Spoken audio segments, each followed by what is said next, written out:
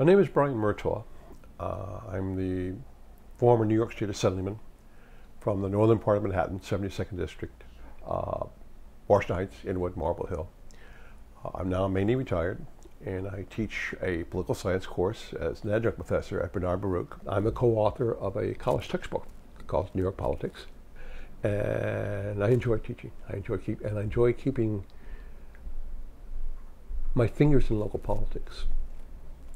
It's very unusual this year that we have something that I've never seen before in politics. Both the State Assembly and State Senate seat have opened up and are no incumbents running for re-election. It worked like this. Our incumbent state senator, Eric Schneiderman, has decided to run for Attorney General. The incumbent Assemblyman Espaillat is decided to run for State Senate. He wants to run for Congress for Charlie Rangel's seat, and this is his way of doing it. And then a very unusual young man who I first met in the year 2001, Mark Levine, has decided to run for the State Senate. I've been very heavily involved in his campaign, as is my wife. We both have. I've never met a man like Mark before. He's so very impressive. Mark got his undergraduate degree in physics. He then taught for a couple of years in a junior high school in the South Bronx in math and science. He's very fluently bilingual. He then went to Harvard for his master's degree in public policy, came back and with some of the folks at the school and others started a credit union here in Northern Manhattan. That credit union is the place, now they have 5,000 members. It's a place where people who are working class people, blue collar workers, that's where they get most of the loans from, if they're going to get good loans. We don't get loans from JP Morgan or Chase. They don't really put loans in this kind of neighborhood.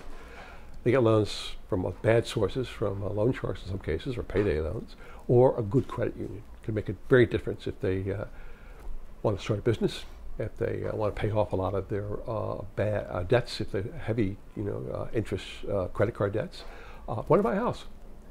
This is where they get the loans, and they actually have a better repayment rate than JP Morgan and Chase. And that really impressed me. That's where I first met Mark. Mark ran for city council. I liked what I saw. Was backing another candidate at the time, Bob Jackson, who is now supporting Mark. The two of them are very close together.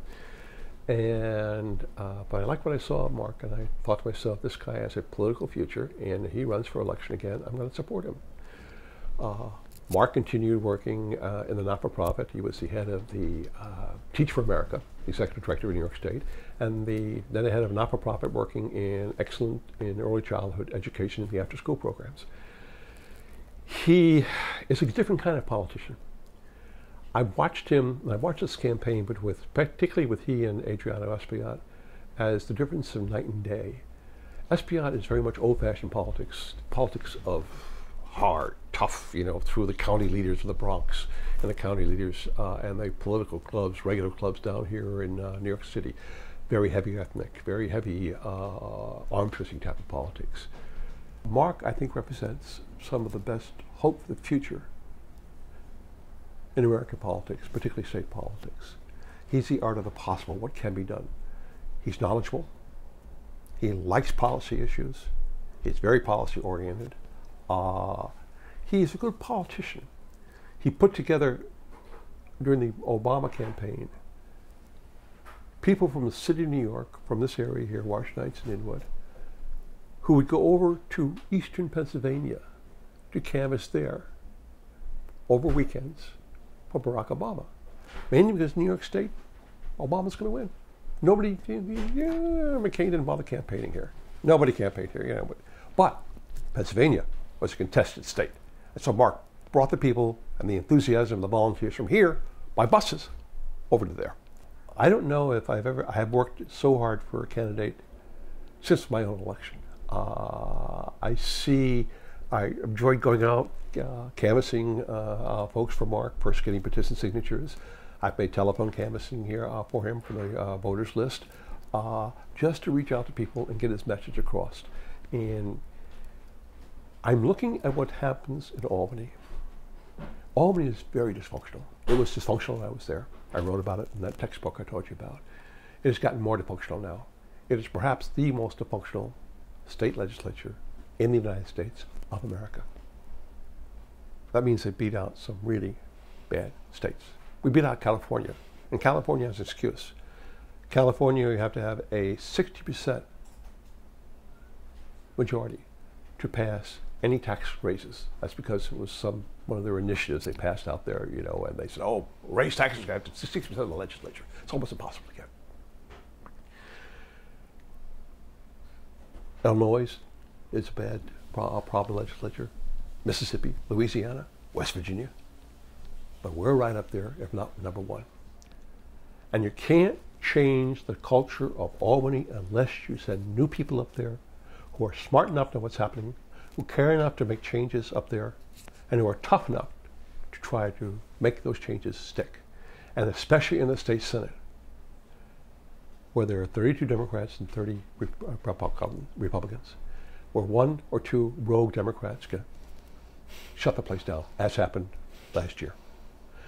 We don't need another Albany politician like Espaillat. Adriano Espaillat is a very old-time religion type of politics. He very much is power politics. He did some things, follow the leadership. The leadership does the right things, it's great. The leadership does the wrong things, won't stand up to him. One of the worst things he did was to vote to repeal the commuter tax, where people who worked in the city of New York but lived outside paid us a very small amount of money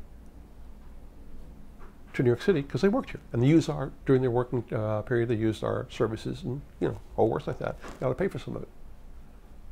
The Assembly, well, the Senate was always against that because the Republican controlled it, always tried to get rid of it. The Assembly said no. For some reason that year, the Speaker said, okay, we'll let it go through. And Espaillat voted to kill the commuter tax, and that's cost us $3 billion in the last 6 years. And going up and up and up. Another issue came up where there was, the mayor wanted to have a garbage transfer section in the Groves Point part of the Lower West Side, down near the Chelsea area. Unfortunately, it would have to take part of a state park to do it. And that's a no-no in New York State. The mayor looked around and asked, well, who can I get? Who's for sale? And everybody gave the same answer, Adriano Espaillat. And Espaillat, mayor wants somebody to take from New York County to be the lead sponsor of the bill, take the bill and put it through. The leadership said yes, it wouldn't have gone through without them. But Espaillat's the one that had to put his name first because they wanted somebody from New York County. They couldn't get the local lawmakers down there. They're all against it. They don't want the state park land taken away. They don't have enough parkland down there. Not near enough parkland at all. And whatever parkland they do have is precious.